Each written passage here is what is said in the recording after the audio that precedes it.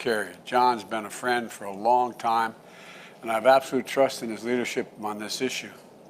We're honored to host all of you today as a follow-up to the Leaders Summit Climate we hosted back in April.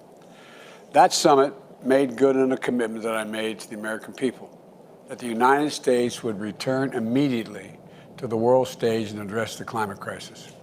I wanted to show that we're at an inflection point and that there's a real consensus that while the climate crisis poses an existential threat, there is a silver lining. The climate crisis also presents real and incredible economic opportunities to create jobs and lift up the standard of living for people around the world. And I want to thank you and your efforts so far I need to tell you the consequences of inaction, but you all actually know it. It's somewhat presumptuous of me to say this, but over the last 2 weeks, I've traveled across the United States to see the damage and destruction from record hurricanes, record floods, and wildfires.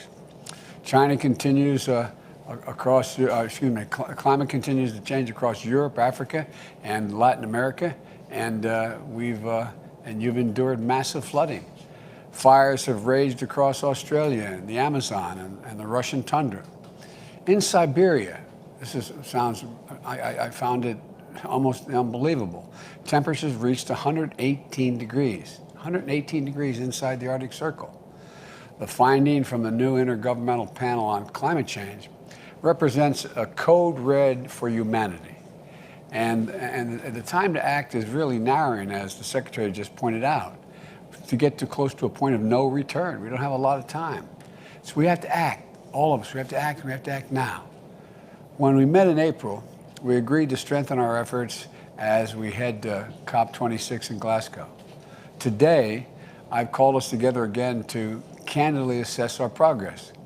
I'm grateful to those of you who've strengthened your contributions under the Paris Climate Agreement and put forward ambitious targets for 2030. And thanks to your leadership, countries representing more than half of the global GDP are committed to taking steps that will keep us within reach of our joint pursuit of limiting warming to 1.5 degrees Celsius. But we know there's still a lot of work to do. And if anything, our job, in my view, has grown more urgent. The countries representing the major economies forum account for 80% of global emissions. Without adequate commitments from every nation in this room, the goal of limiting and warming to 1.5 degrees slips through our hands, and that is a disaster. And here's what I believe we have to do right now, and what we're advancing here in the United States. We have to bring to Glasgow our highest possible ambitions. Those that have not yet done so, time is running out. For our part in America, I'm working to pass historic investment and to modernize our climate